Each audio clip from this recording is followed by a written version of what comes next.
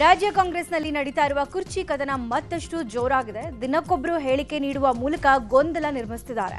ಈ ಮಧ್ಯೆ ಕುರ್ಚಿ ಕಚ್ಚಾಟಕ್ಕೆ ಎಐಸಿಸಿ ಅಧ್ಯಕ್ಷ ಮಲ್ಲಿಕಾರ್ಜುನ್ ಖರ್ಗೆ ಪ್ರತಿಕ್ರಿಯೆ ಕೊಟ್ಟಿದ್ದಾರೆ. ಸಿಎಂ ಬದಲಾವಣೆ, ಅಧಿಕಾರ ಹಸ್ತಾಂತರ ಸೇರಿದಂತೆ ಯಾವ ವಿಚಾರವೂ ಹೈಕಮಾಂಡ್ ಮಟ್ಟದಲ್ಲಿ ಇಲ್ಲ ಅಂತ ಹೇಳಿದ್ದಾರೆ. ನೀವೇ ಸೃಷ್ಟಿಸಿಕೊಂಡ ಸಮಸ್ಯೆ ನೀವೇ ಬಗೆಹರಿಸಿಕೊಳ್ಳಿ ಅಂತ ಕಿವಿಮಾತು ಹೇಳಿದ್ರು. ಇನ್ನು ಮಲ್ಲಿಕಾರ್ಜುನ್ ಖರ್ಗೆ ಹೇಳಿಕೆ ಸ್ವಾಗತಿಸಿರುವ ಸಿಎಂ ಸಿದ್ದರಾಮಯ್ಯ, ಪಕ್ಷಕ್ಕಿಂತ ಇಲ್ಲಿ ಯಾರೂ ದೊಡ್ಡವರಲ್ಲ, ಎಲ್ಲರೂ ಪಕ್ಷನಿಷ್ಠರಾಗಿರಬೇಕು ಅಂತ ಸಲಹೆ ಕೊಟ್ಟಿದ್ದಾರೆ.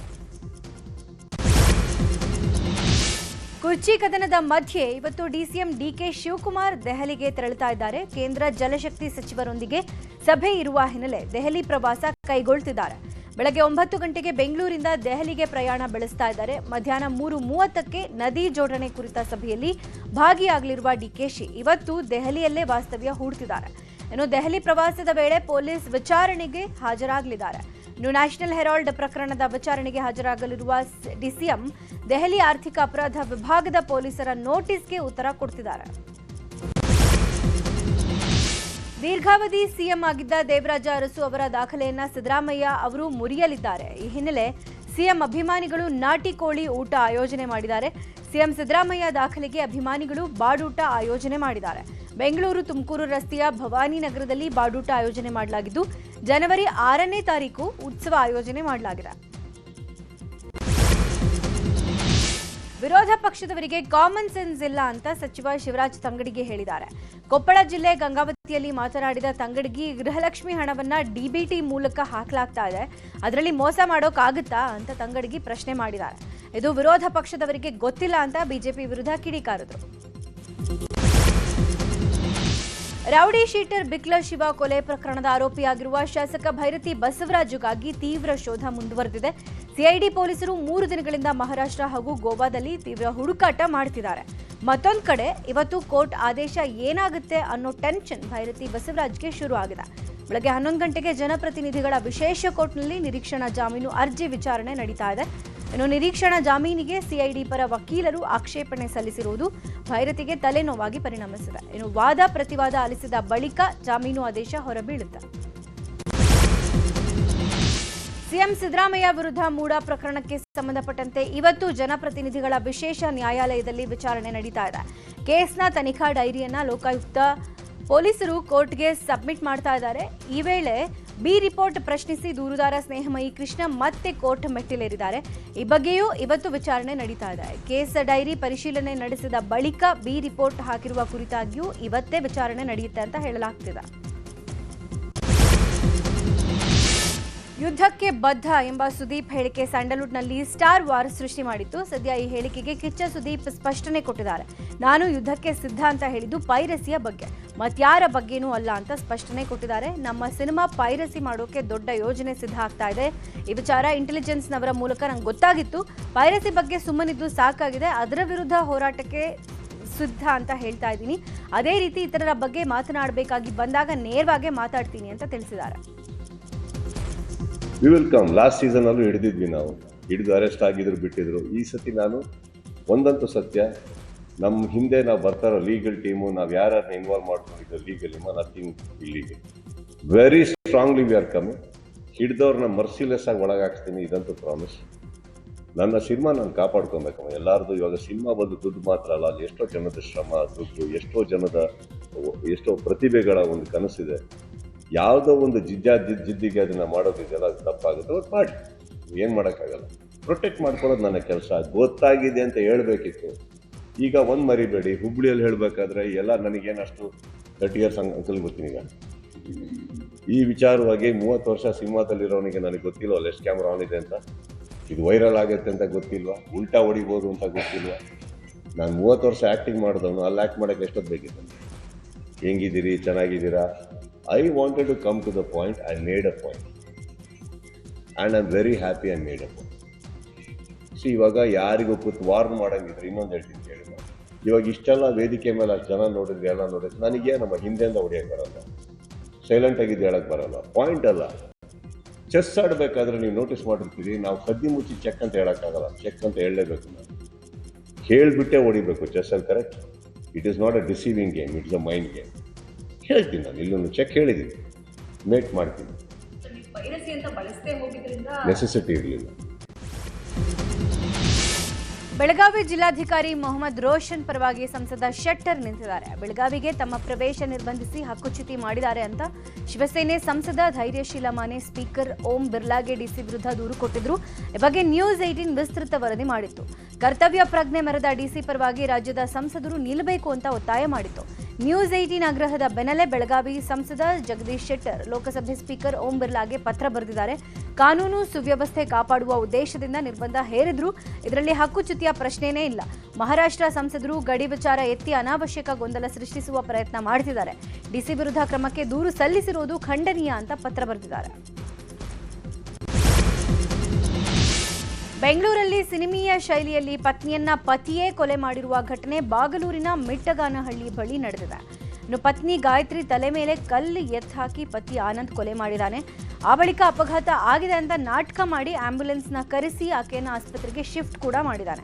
ಯಲಹಂಕ ಸಂಚಾರಿ ಪೊಲೀಸರು ಆಸ್ಪತ್ರೆಯಲ್ಲಿ ಪರಿಶೀಲನೆ ನಡೆಸಿದಾಗ ಘಟನೆ ಬೆಳಕಿಗೆ ಬಂದಿದೆ. ಕೂಡಲೇ ಸಂಚಾರಿ ಪೊಲೀಸರು ಬಾಗಲೂರು ಪೊಲೀಸರಿಗೆ ಮಾಹಿತಿ ಕೊಟ್ಟಿದ್ದಾರೆ. ಬಾಗಲೂರು ಪೊಲೀಸರು ವಿಚಾರಣೆ ಮಾಡಿದಾಗ ಪತ್ನಿಯನ್ನ ನಾನೇ ಕೊಲೆ ಮಾಡಿದ್ದೇನೆ ಅಂತ ಆನಂದ್ ಒಪ್ಕೊಂಡಿದ್ದಾನೆ. ಕ್ರಿಶ್ಚಿಯನ್ ಧರ್ಮದ ಬಗ್ಗೆ ಅವಹೇಳನಕಾರಿ ವಿಡಿಯೋ ವೈರಲ್ ಪ್ರಕರಣಕ್ಕೆ ಸಂಬಂಧಪಟ್ಟಂತೆ ಪೊಲೀಸರು ಸ್ಪಷ್ಟನೆ ಕೊಟ್ಟಿದ್ದಾರೆ. ಈ ಘಟನೆ ಬೆಂಗಳೂರಲ್ಲಿ ನಡೆದಿಲ್ಲ ಅಂತ ಸ್ಪಷ್ಟಿಸಿದ್ದಾರೆ. ಕ್ರೈಸ್ತ ಮತ್ತು ಮುಸಲ್ಮಾನ್ ಧರ್ಮದ ಬಗ್ಗೆ ಅವಹೇಳನಕಾರಿ ವಿಡಿಯೋ ವೈರಲ್ ಆಗಿತ್ತು. ಬೆಂಗಳೂರಲ್ಲಿ ನಡೆದಿದೆ ಅಂತ ಪೋಸ್ಟ್ ಮಾಡಲಾಗಿತ್ತು. ವಿಡಿಯೋ ಬಗ್ಗೆ ಪರಿಶೀಲನೆ ನಡೆಸಿದ ಕೋರಮಂಗಲ ಪೊಲೀಸರು ಇದು ಕರ್ನಾಟಕದಲ್ಲಿ ನಡೆದಿರೋ ಘಟನೆ ಅಲ್ಲ ಅಂತ ಸ್ಪಷ್ಟನೆ ಕೊಟ್ಟಿದ್ದಾರೆ. ಚಿಕ್ಕಬಳ್ಳಾಪುರದಲ್ಲಿ ಪುಷ್ಪ ಸಿನಿಮಾ ಸ್ಟೈಲ್ನಲ್ಲಿ ಶ್ರೀಗಂಧ ಮರಗಳನ್ನು ಕಳವು ಮಾಡಿದ್ದ 8 ಜನರನ್ನ ಪೊಲೀಸರು ಬಂಧಿಸಿದ್ದಾರೆ. ನಲ್ಲಗುಟ್ಟಹಳ್ಳಿ ಬೊಮ್ಮೆಪಲ್ಲಿ ಬಳಿ ಸುಮಾರು 32 ಕೆಜಿ ಶ್ರೀಗಂಧದ ಮರದ ತುಂಡುಗಳನ್ನು ಕದ್ದು ಕಾಡಲ್ಲಿ ಬಚ್ಚಿಟ್ಟಿದ್ರು. ಈ ಬಗ್ಗೆ ಬಟ್ಲಹಳ್ಳಿ ಠಾಣೆಯಲ್ಲಿ ಪ್ರಕರಣ ದಾಖಲಾಗಿತ್ತು. ತನಿಖೆಗೆ ಇಳಿದ ಪೊಲೀಸರು 8 ಮಂದಿ ಆರೋಪಿಗಳನ್ನು ಅರೆಸ್ಟ್ ಮಾಡಿದ್ದಾರೆ. ತೀರ್ಥಕುಮಾರ್, ಗೌಸ್ ಪಾಷಾ, ಭರತ್, ಅಫ್ಜರ್ ಪಾಷಾ, ಶಿವ, ಮನೋಜ್, ಇಜಾಜ್ ಖಾನ್, ಮೂರ್ತಿ ಬಂಧಿತ ಆರೋಪಿಗಳು. ದಾವಣಗೆರೆಯಲ್ಲಿ ಓವರ್ಟೇಕ್ ಮಾಡುವ ಭರದಲ್ಲಿ ಸರ್ಕಾರಿ ಬಸ್ಗೆ ಕಾರು ಡಿಕ್ಕಿ ಹೊಡೆದಿದೆ. ದಾವಣಗೆರೆ ತಾಲೂಕಿನ ದ್ಯಾಮೇನಹಳ್ಳಿ ಹೊರವಲಯದಲ್ಲಿ ಘಟನೆ ನಡೆದಿದೆ. ಅಜ್ಜಂಪುರದಿಂದ ದಾವಣಗೆರೆಗೆ 3 ಕಾರಲ್ಲಿ ತೆರಳುತ್ತಾ ಇದ್ರು. ಈ ವೇಳೆ ಓವರ್ಟೇಕ್ ಮಾಡೋಕೆ ಹೋಗಿ ಬಸ್ಗೆ ಗುದ್ದಿದ್ದು 3 ಗಾಯಗೊಂಡು ಆಸ್ಪತ್ರೆಗೆ ದಾಖಲಾಗಿದ್ದಾರೆ. ಓರ್ವನ ಸ್ಥಿತಿ ಗಂಭೀರವಾಗಿದ್ದು ಚಿಕಿತ್ಸೆ ನೀಡಲಾಗ್ತಾ ಇದೆ. ತುಮಕೂರು ಜಿಲ್ಲೆ ತುರುವೇಕೆರೆ ತಾಲೂಕಿನ ಅರೆಮಲ್ಲೇನಹಳ್ಳಿ ಗ್ರಾಮದಲ್ಲಿ ಬೆಚ್ಚಿ ಬೀಳಿಸಿದ್ದ ಚಿರತೆ ಕೊನೆಗೂ ಸೆರೆ ಸಿಕ್ಕಿದೆ. ರೈತ ಮಹಿಳೆ ಸುಜಾತಾರನ್ನ ಚಿರತೆ ಕೊಂದು ಹಾಕಿತ್ತು. ಘಟನೆಯ ಬಳಿಕ ಅರೆಮಲ್ಲೇನಹಳ್ಳಿ ಗ್ರಾಮಸ್ಥರು ಚಿರತೆ ಸೆರೆಗೆ ಅರಣ್ಯ ಇಲಾಖೆಗೆ ಮನವಿ ಮಾಡಿದ್ರು. ಅರಣ್ಯಾಧಿಕಾರಿಗಳು ಇಟ್ಟಿದ್ದ ಬೋನಿಗೆ ಚಿರತೆ ಬಿದ್ದಿದ್ದು ಗ್ರಾಮಸ್ಥರು ನಿಟ್ಟುಸಿರು ಬಿಟ್ಟಿದ್ದಾರೆ. ಇನ್ನು ಕೋಲಾರ ಜಿಲ್ಲೆಯಲ್ಲಿ ಕಳೆನಾಶ ಔಷಧಿ ಸಿಂಪಡಿಸಿದ್ದ ಆಹಾರ ಸೇವಿಸಿ 5 ಕುರಿಗಳು ಸಾವನ್ನಪ್ಪಿವೆ. ಶ್ರೀನಿವಾಸಪುರ ತಾಲೂಕಿನ ಉನಿಕಿಲಿ ಗ್ರಾಮದಲ್ಲಿ ಘಟನೆ ನಡೆದಿದೆ. ವೆಂಕಟ ಲಕ್ಷ್ಮಮ್ಮ ಅನ್ನುವವರಿಗೆ ಸೇರಿದ 5 ಕುರಿಗಳು ಕಳೆನಾಶಕ್ಕಾಗಿ ಔಷಧಿ ಸಿಂಪಡಿಸಿದ್ದ ತೋಟದಲ್ಲಿ ಹುಲ್ಲು ತಿಂದು ಸಾವನ್ನಪ್ಪಿವೆ. ಸುಮಾರು 50ಕ್ಕೂ ಹೆಚ್ಚು ಕುರಿಗಳು ಹುಲ್ಲನ್ನು ತಿಂದಿವೆ. ಇದೀಗ 5 ಕುರಿಗಳು ಸಾವನ್ನಪ್ಪಿದ್ದು ಮತ್ತಷ್ಟು ಕುರಿಗಳು ಸಾವನ್ನಪ್ಪುವ ಭೀತಿ ಕೂಡ ಇದೆ. ಇನ್ನು ಪಶುವೈದ್ಯರು ಚಿಕಿತ್ಸೆ ನೀಡ್ತಾ ಇದ್ದು ಚೇತರಿಕೆ ಭರವಸೆ ನೀಡಲಾಗಿದೆ. ಚಿನ್ನಸ್ವಾಮಿ ಸ್ಟೇಡಿಯಂನಲ್ಲಿ ಮುಂದಿನ ವರ್ಷ ಐಪಿಎಲ್ ಮ್ಯಾಚ್ ನಡೆಸೋ ಬಗ್ಗೆ ಚಟುವಟಿಕೆಗಳು ಗರಿಗೆದರಿವೆ. ಈ ಬಗ್ಗೆ ಗೃಹ ಸಚಿವ ಪರಮೇಶ್ವರ್ ಅಧಿಕಾರಿಗಳ ಜೊತೆ ಸಭೆ ನಡೆಸಿ ಬೆಂಗಳೂರು ಪೊಲೀಸ್ ಕಮಿಷನರ್ ಸೀಮಂತ್ ಕುಮಾರ್ ಸಿಂಗ್ ನೇತೃತ್ವದಲ್ಲಿ ಕಮಿಟಿ ರಚಿಸಿದ್ರು. ಅದರಂತೆ ಮಧ್ಯಾಹ್ನದ ಬಳಿಕ ಚಿನ್ನಸ್ವಾಮಿ ಸ್ಟೇಡಿಯಂನಲ್ಲಿ ಸಭೆ ನಡೆಸಿದ ಸಮಿತಿ ಸಾಧಕ ಬಾಧಕಗಳ ಬಗ್ಗೆ ಸರ್ಕಾರಕ್ಕೆ ವರದಿ ನೀಡಿದೆ. ಇನ್ನು ಡಿಸೆಂಬರ್ 24ರಿಂದ ವಿಜಯ್ ಹಜಾರೆ ಟ್ರೋಫಿಗೆ ಅವಕಾಶ ನೀಡಲಾಗಿದೆ. ಆದರೆ ಪ್ರೇಕ್ಷಕರಿಗೆ ಅವಕಾಶ ನೀಡದೇ ಇರಲು ನಿರ್ಧರಿಸಲಾಗಿದೆ. ದೆಹಲಿ ಪರವಾಗಿ ಆಡೋಕೆ ವಿರಾಟ್ ಕೊಹ್ಲಿ ಆಗಮಿಸುತ್ತಿದ್ದಾರೆ. ರಾಜ್ಯದ ಮೊದಲ ಮುಖ್ಯಮಂತ್ರಿ ಕೆಸಿ ರೆಡ್ಡಿ ಅವರ ಪುತ್ಥಳಿಯನ್ನ ಕೋಲಾರ ಜಿಲ್ಲಾಧಿಕಾರಿ ಕಚೇರಿಯ ಆವರಣದಲ್ಲಿ ಸ್ಥಾಪಿಸುವಂತೆ ರೆಡ್ಡಿ ಸಮಾಜ ಬೇಡಿಕೆ ಇಟ್ಟಿದೆ. ಈ ಬೇಡಿಕೆಗೆ ಕಾಂಗ್ರೆಸ್ ಶಾಸಕರು ದನಿಗೂಡಿಸಿದ್ದಾರೆ. ಕೋಲಾರ ಜಿಲ್ಲಾಧಿಕಾರಿ ಡಾಕ್ಟರ್ ಎಂಆರ್ ರವಿ ಅವರಿಗೆ ಶಾಸಕರೊಂದಿಗೆ ರೆಡ್ಡಿ ಸಮಾಜದ ನಾಯಕರು ಮನವಿ ಸಲ್ಲಿಸಿದ್ದಾರೆ. ಕೋಲಾರ ಶಾಸಕ ಕೊತ್ತೂರು ಮಂಜುನಾಥ್, ಮಾಲೂರು ಶಾಸಕ ನಂಜೇಗೌಡ ಹಾಗೂ ವಿಧಾನ ಪರಿಷತ್ ಸದಸ್ಯರಾದ ಅನಿಲ್ ಕುಮಾರ್ ಅವರೊಂದಿಗೆ ಸೇರಿ ಜಿಲ್ಲಾ ಹಾಗೂ ತಾಲೂಕು ರೆಡ್ಡಿ ಸಂಘದ ಅಧ್ಯಕ್ಷರು ಹಾಗೂ ರೆಡ್ಡಿ ಸಂಘದ ರಾಜ್ಯ ಸಮಿತಿಯ ಸದಸ್ಯರು ಜಿಲ್ಲಾಧಿಕಾರಿಗಳಿಗೆ ಮನವಿ ಸಲ್ಲಿಸಿದ್ದಾರೆ. ವಿಜಯಪುರದಲ್ಲಿ ಮೆಡಿಕಲ್ ಕಾಲೇಜು ಬೇಡಿಕೆ ವಿಚಾರವಾಗಿ ಕೆಡಿಪಿ ಸಭೆಯಲ್ಲಿ ಬಿಜೆಪಿ ನಾಯಕರಿಗೆ ಸಚಿವ ಎಂಬಿ ಪಾಟೀಲ್ ತಿರುಗೇಟು ಕೊಟ್ಟಿದ್ದಾರೆ. ವಿಜಯಪುರಕ್ಕೆ ಮೆಡಿಕಲ್ ಕಾಲೇಜು ಬೇಕು ಅನ್ನೋದು ನಮ್ಮ ಬೇಡಿಕೆ ಆಗಿದೆ. ಆದರೆ ಖಾಸಗಿ ಸಹಭಾಗಿತ್ವದ ಮೆಡಿಕಲ್ ಕಾಲೇಜು ಮಾಡಿದ್ದು ಹಿಂದಿನ ಬಿಜೆಪಿ ಸರ್ಕಾರ. ವಿಜಯಪುರ ಜಿಲ್ಲೆಯಲ್ಲಿ ಮೆಡಿಕಲ್ ಕಾಲೇಜು ಹೋರಾಟಗಾರರಲ್ಲಿ ರಾಜಕೀಯ ನಡೀತಾ ಇದೆ.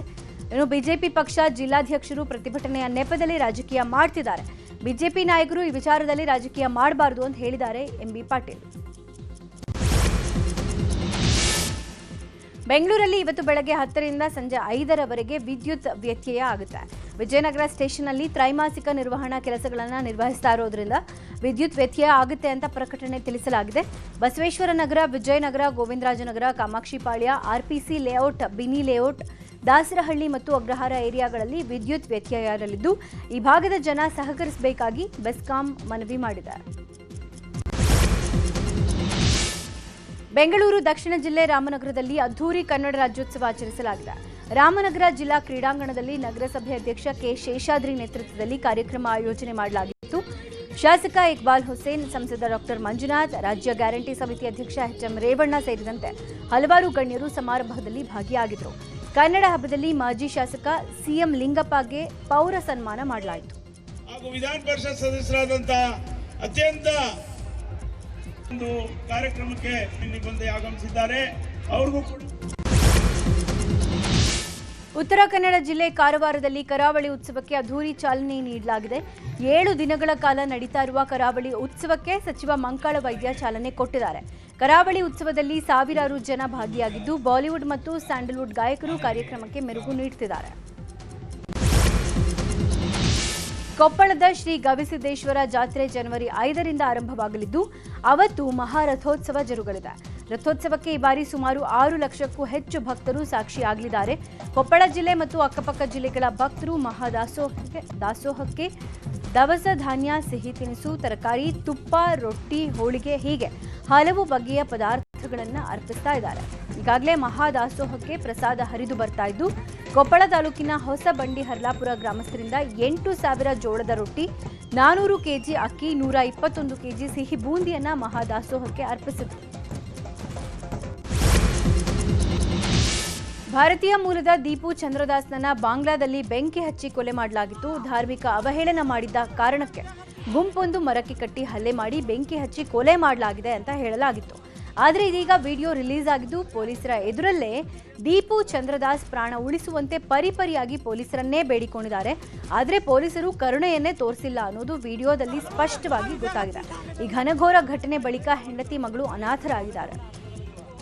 ಇತ್ತ ಬಾಂಗ್ಲಾದೇಶದಲ್ಲಿ ಹಿಂಸಾಚಾರ ಭುಗಿಲೆದ್ದಿದೆ. ವಿದ್ಯಾರ್ಥಿ ಮುಖಂಡ ಶರೀಫ್ ಉಸ್ಮಾನ್ ಹಾದಿ ಹತ್ಯೆ ಬಳಿಕ ಹಿಂಸಾಚಾರ ತೀವ್ರ ಸ್ವರೂಪ ಪಡೆದುಕೊಂಡಿದೆ. ಇವು ಚಿತ್ತಗಾಂಗ್ನಲ್ಲಿ ಭಾರತ ವೀಸಾ ಸೇವೆ ನಿಲ್ಲಿಸಿದೆ.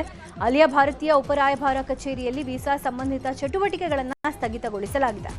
ಭಾರತ ಹಾಗೂ ಬಾಂಗ್ಲಾ ನಡುವಿನ ರಾಜತಾಂತ್ರಿಕ ಬಿಕ್ಕಟ್ಟು ಕೂಡ ಜೋರಾಗಿದೆ. ಭಾರತ ಮತ್ತು ಶ್ರೀಲಂಕಾ ಮಹಿಳಾ ತಂಡಗಳ ನಡುವಿನ 2ನೇ ಟಿ20 ಪಂದ್ಯ ಇವತ್ತು ವಿಶಾಖಪಟ್ಟಣದಲ್ಲಿ ನಡೀತಾ ಇದೆ. 5 ಪಂದ್ಯಗಳ ಸರಣಿಯ ಮೊದಲ ಮ್ಯಾಚ್ನಲ್ಲಿ ಭಾರತ ಗೆದ್ದಿದ್ದು 2ನೇ ಪಂದ್ಯ ಗೆದ್ದು ಸಮಬಲಗೊಳಿಸಲು ಲಂಕಾ ಎದುರು ನೋಡ್ತಾ ಇದೆ. ಮೊದಲ 2 ಪಂದ್ಯಗಳಿಗೆ ವಿಶಾಖಪಟ್ಟಣ ಆತಿಥ್ಯ ವಹಿಸಿದರೆ ಇನ್ನುಳಿದ 3 ಮ್ಯಾಚ್ಗಳಿಗೆ ತಿರುವನಂತಪುರಂ ಆತಿಥ್ಯ ವಹಿಸಲಿದೆ.